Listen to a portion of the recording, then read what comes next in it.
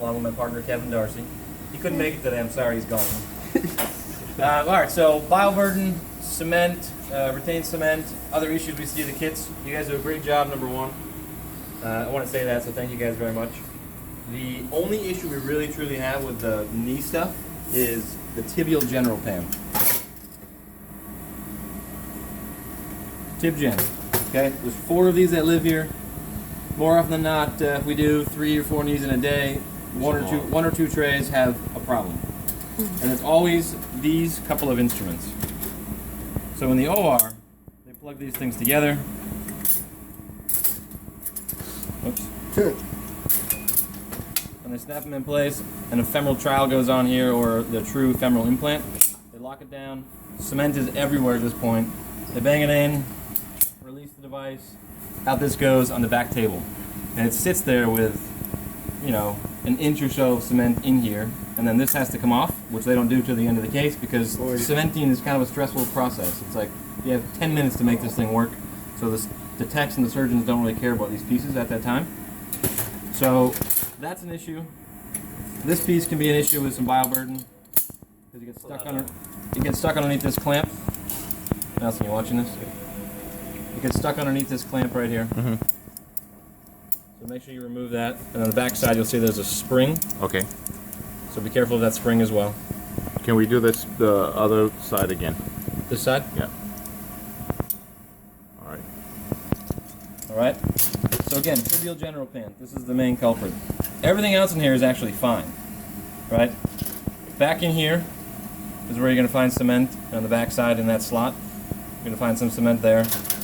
And again, this piece right here always has retained cement. So I'll do my job in the room, telling the surgical tech and the surgeons to just be careful at the end of the case, scrape it off, whatever they have to do.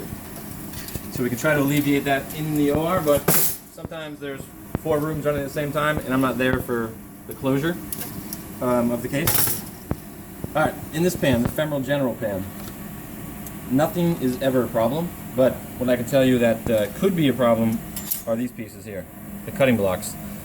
There's 4 slots in each block, and those blocks are used to routinely cut bone, so you can have fragments in there, shards of bone, blood, bioburden, that could be easily retained. But we haven't had an issue, just as an FYI.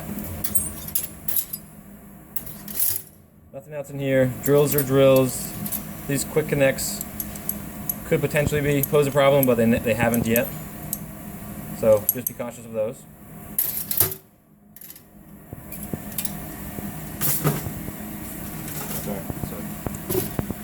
This is the ADJ tray. So this is how we do majority of our resections, from the first resection to the 3rd resection. So these cutting blocks, again, just like the one I just showed you, they could have retained biofilm, bone. So just be cautious of those. And then same thing with this and with this.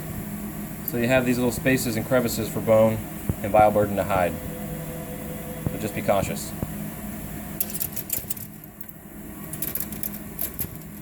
And then last but not least is the patella pan.